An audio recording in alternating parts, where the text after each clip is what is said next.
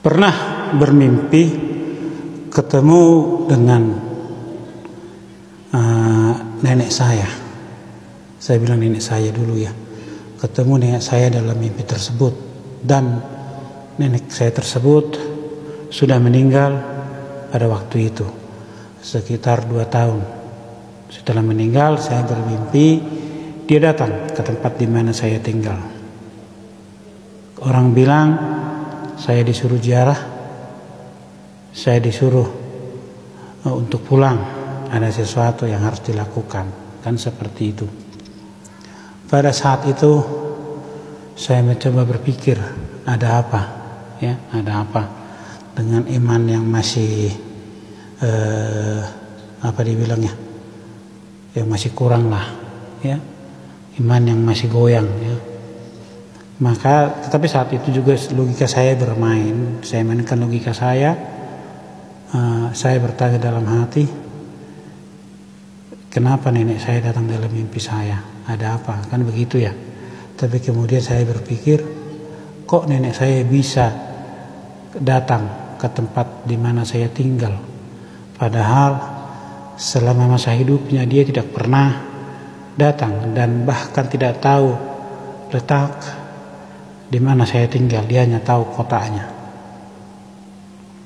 Dalam artian, kenapa setelah meninggal nenek saya jadi tambah pintar, ya?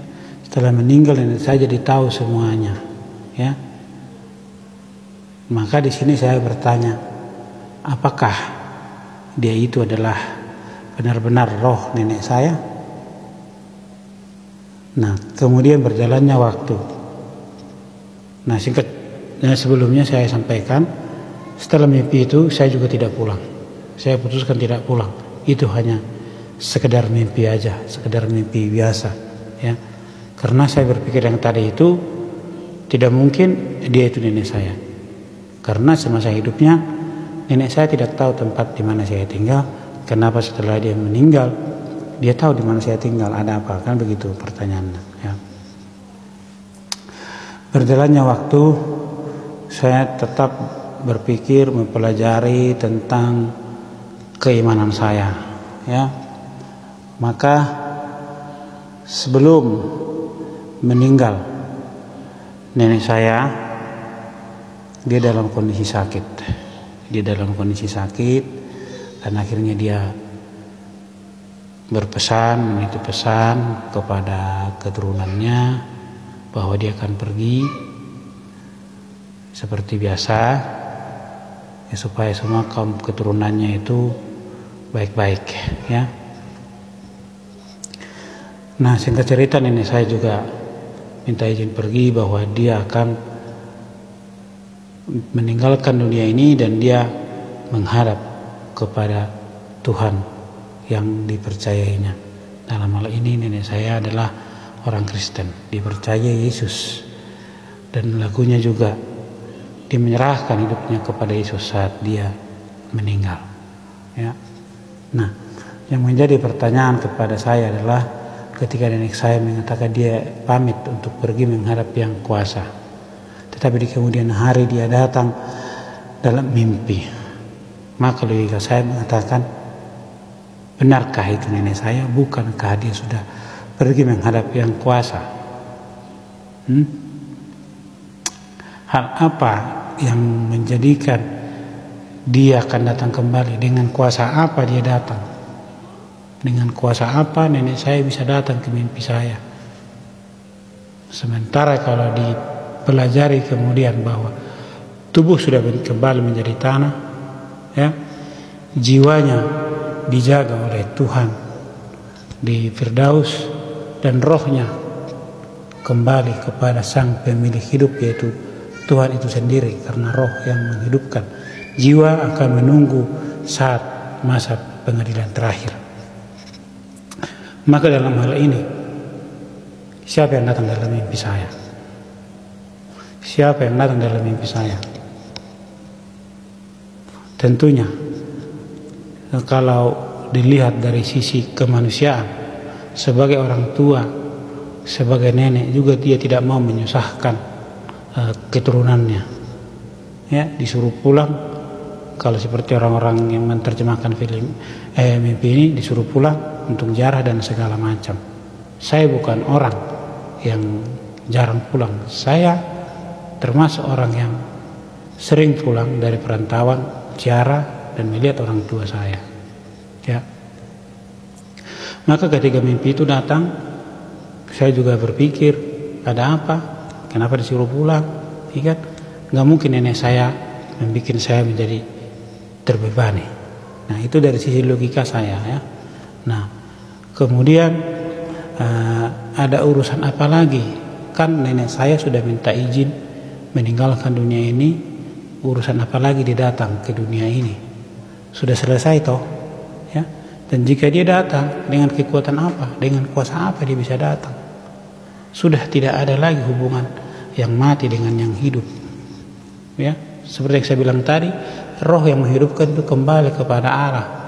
Jiwanya dijaga sebelum masa penghakiman, dan tubuh sudah kembali menjadi tanah, ya.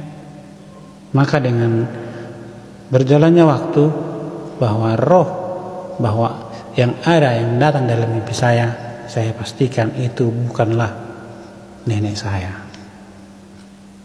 Itu bukanlah nenek saya. Karena saya yakin orang yang sudah tua atau nenek saya tidak ingin membuat saya susah. Nah, dan apalagi setelah dia meninggal, dia sudah damai. Dia sudah damai bersama Tuhan.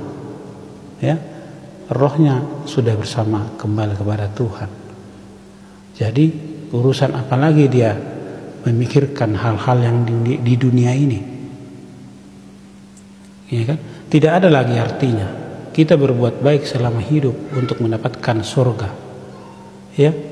Kita melakukan segala kebenaran diperintahkan Tuhan semasa kita hidup. Kalau sudah mati tidak ada lagi, sudah selesai. Jadi tidak ada lagi roh-roh orang yang sudah mati ini merasa bahwa dia berkepentingan untuk menjagai semua kaum keturunannya. Tidak ada lagi artinya, sudah selesai. Dengan begitu saya pastikan bahwa apa yang datang dalam mimpi saya itu adalah sesuatu yang menyesatkan saya, sesuatu yang ingin menyesatkan saya, ya.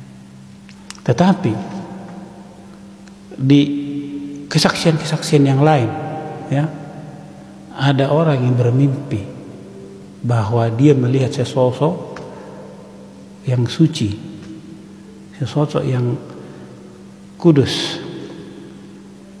Kalau dari ciri-ciri yang dia bilang itu, dia adalah Yesus Kristus Tuhan. Apakah ini bisa dipercaya bahwa ini adalah Yesus Kristus Tuhan yang datang? Saya katakan, ya. Dalam keimanan saya itu ada penglihatan apa yang dilihat. Dan ketika Yesus Kristus datang, kok bisa? Karena Yesus Kristus itu adalah Tuhan yang hidup. Baik Tuhannya orang yang mati, Tuhannya orang yang hidup, ya. Ketika Yesus mati, dia turun ke dalam kerajaan maut, menunjukkan dia adalah Tuhan, baik bagi yang mati maupun yang hidup. Itu ada tertulis di Roma. Sebentar. Di Roma 14 ayat 9 saya bacakan. Sebab untuk itulah Kristus telah mati dan hidup kembali, supaya ia menjadi Tuhan baik atas orang-orang mati maupun atas orang-orang hidup, ya. Baik atas orang-orang yang mati maupun atas orang-orang yang hidup. Bahwa Yesus itu mati untuk menebus semua yang berdosa, ya. Dan begitu juga dia hidup dari antara orang mati, dia bangkit. Makanya tadi saya bilang, ketika orang bermimpi melihat ketemu dengan Yesus, itu benar adanya, karena Yesus adalah Tuhan yang hidup.